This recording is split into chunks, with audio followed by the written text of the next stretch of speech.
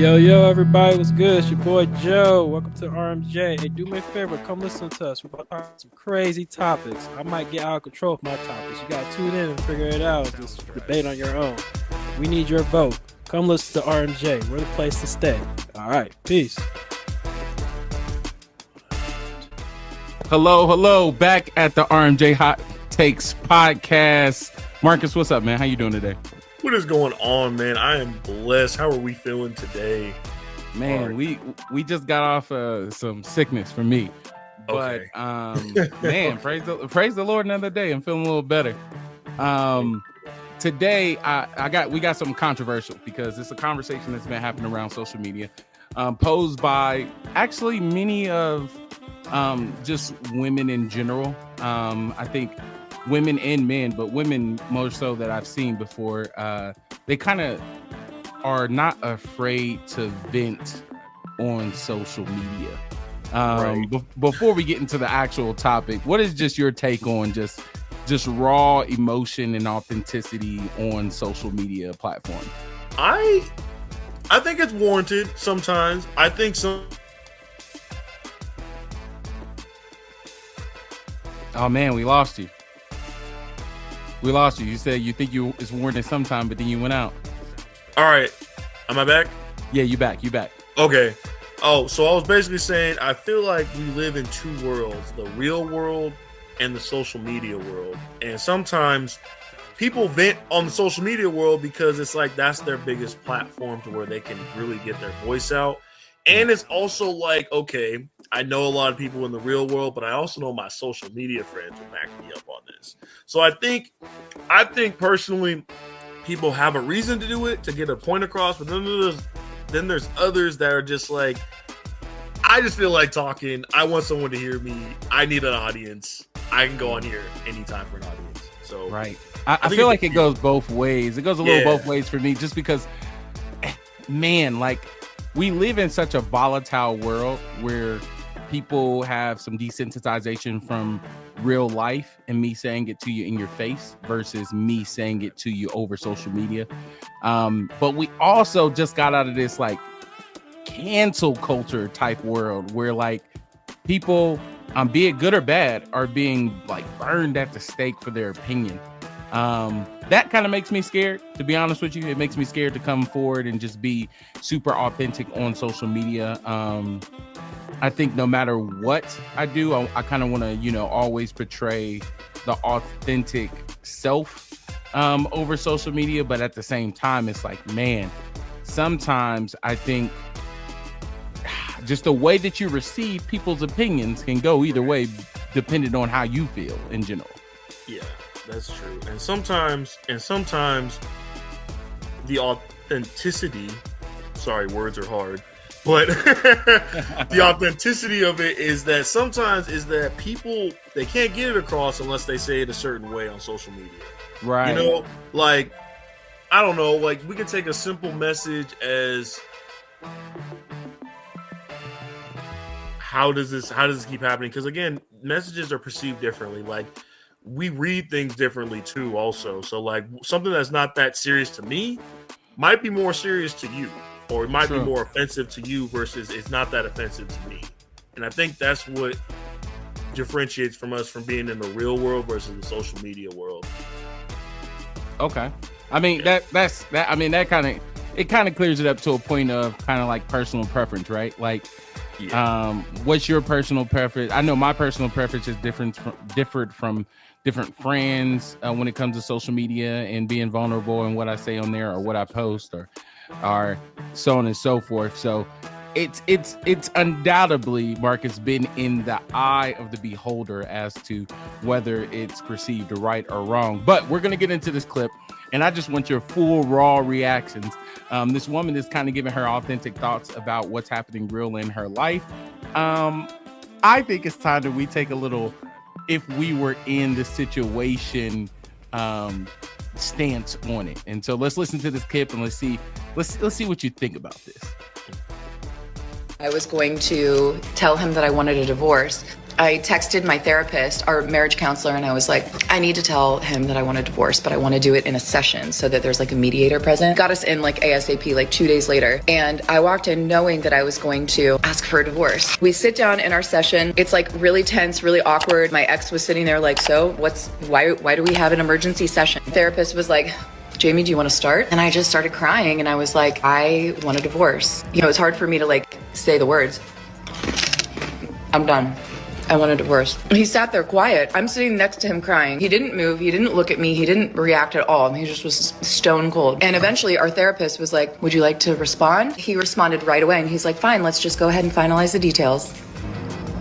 And that was that. I looked at my therapist and I was just like kind of stunned. I knew that I was ready to leave, but I couldn't believe that that was his reaction. There was no empathy. There was no compassion. There was no like wanting to fight for us. I didn't think that there would be, but you know, you just always hope that like one last try. We went home that night. We didn't speak. He slept on the couch. I woke up and went to work the next day, came home. He was playing PlayStation that night. I sat next to him. We hadn't talked in 24 hours. I said, can we talk about what happened yesterday? And he was just playing, just looking straight ahead. And he was like, what's to talk about? In my mind, I'm thinking, this is our last ditch effort to like steer this ship around, you know? And I was like, so what are we gonna do? And he just kept playing and he was like, I already got an apartment. I already took my name off of the lease. He had done things within that 24 hours. He had opened up the filing folder of his single man life and went ahead and got all this shit done. Okay. Yeah. That was a little bit of a lot, but first thoughts. What's your first thoughts on that, man? You know, I for those that deal with divorces, you know, I don't know what that's like, but I know it can be a very difficult like transition. But the fact that she was doing it basically to try to get an audience aroused out of him. Are you doing it because you really want the divorce or you want more clicks? That's the question. That's what I'm trying to figure out. Why are we doing this? Why are we doing this? And he was like, okay, like, what's the big deal? What it is that's funny about it is that she looks dumb, in my opinion, because she didn't get the reaction she thought she was going to get. He's like, all right, let's do it. Like, no effort, no fight. I'm like, nah, clearly you thought about this. You thought about this long enough to be like, I want this. Let's do it. He's like, fine. I got my spot played already. I'm good. So like, I think that is so hard. Okay, and I don't want to. Let me start by saying I don't want to make light of the situation, right? Divorces are hard. Sure. I understand that there were so many things that was probably going through his mind that was not voiced in that time. Because here's the thing: if it was me, if you come up and say, "Hey, we're in the middle of a therapist. I'm telling you right now, I want a divorce." In my mind, 1 billion things is flooding and going and going and going. I'm trying to process emotion. I'm trying to figure out how to go and how to move forward. And I'm trying to figure out, should I respond to this? If I should respond to this, am I devastated right now? Should I show that I'm devastated right now? Am I frustrated? Should I show that I'm frustrated right now? All of these things are just rapping 100 miles an hour through my brain. And I know that I would get to the point, and this is just me, where I am saying nothing but, okay. Because here's the thing. You just told me you quit. You just told me that you wanted out. What is there to fight for? You have went and pushed the quit button. So the thing that I got to figure out now is, how do I process these emotions alone? Because it's no more of a team. You just ended that team. How do I sit up here and what do I do next in terms of my life? Where am I going to live? How am I going to get out of here with the least scars as possible? Because I'm already damaged. I'm already torn and broken into pieces. Like, I'm literally going to go, and this is just me. This is probably a life and the mental processes of an isolator. This is me saying like, hey, we live together. We just went on this whole journey of many years of marriage, and I am devastated. But guess what? You are no longer my partner in whom I process this with. So you're getting none of this. I'm just trying to figure out, how do I leave here without causing more damage and without getting more damage, because I'm already obliterated? Like, what is your thought if you're just the guy in this scenario? I feel honestly like, again, you said it very well. You hit the quit button. You said, I want out. I've seen it from the front. I've seen it from the back. I want out, right? And so I think honestly, in that situation as the male, I mean, hey, we have every right to feel how we feel. We have feelings too, just like everyone else does. So it should be like, hey, this is how I feel. You can't be mad at me for how I feel, right? So if it's a one-word answer, guess what? You're getting a one-word answer. Because if it were flipped, you probably would do the same thing. And that's one thing that I don't like. One thing that I don't like, I'm getting sick of this right now, but one thing that I don't like is the fact that when a man does something that the woman might do. So like if I give a one-word answer to a woman, that's not really reciprocated well. Like they're like, okay, you're going to say anything else? But when it's the other way around, and I'm not saying all the time, but when it's the other way around, 9 times out of 10, the woman may only have a one-word answer and just has no explanation. Like, I don't need to give an explanation to you. I said what I said. And so it's just like, now that the roles have been flipped or reversed, it's like, well, that's not right. You're supposed to be the man. You're supposed to be the provider. You're supposed to be the one that's like fighting for this thing. And now you just say. I imagine you were saying now you're just saying forget it. I know you cut out a little bit and Marcus will be back on that. But I think the thing that I want to kind of like highlight and figure out is the fact that 2 things were different in this situation. 2 things. One, your expectations of how this should go. The woman coming into this therapy session, the woman coming into this, your expectations was very different as to where you think this would go. In my mind, and this is a man brain, so I understand that there's different ways to kind of unpack this, but in my mind, you said it's done, so it's done. So I'm trying to figure out, what does it look like now? What does it look like to move forward? The second thing is, the first thing was expectations. The second thing is, ultimately, you communicated a very different way. You communicated, the woman to me communicated a very different way.